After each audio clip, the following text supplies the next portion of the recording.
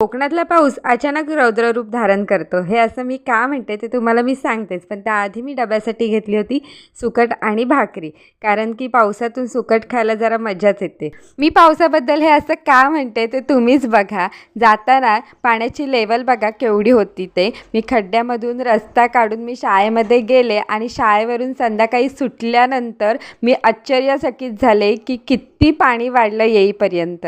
ते पुलाला वरती टच होत होतं, खालच्या पुलाला एवढं पाणी वाढलं होतं. आणि मी येताना गंधर्वसाठी वडापाव घेऊन आले होते, कारण की जरा संध्याकाळी असं चटपटीत खायला ना मजाच येते. आणि आजकाल ना संध्याकाळी गंधर्व आणि माझी रोजची शाळा भरायला लागले, कारण गंधर्व अंगणवाडीत जायला लागल्यापासून त्याचा मी घरी थोडा थोडा अभ्यास घेत असते. आणि केलेल्या अभ्यासाची कौतुकाची थाप म्हणून मी रोज त्याच्या हातावर स्टार काढते, मग तो गोडीने अभ्यासाला बसतो. तर चला पटकन तुम्ही सबस्क्राईब करा. भेटूया पुढच्या व्हिडिओमध्ये. तोपर्यंत बाय बाय.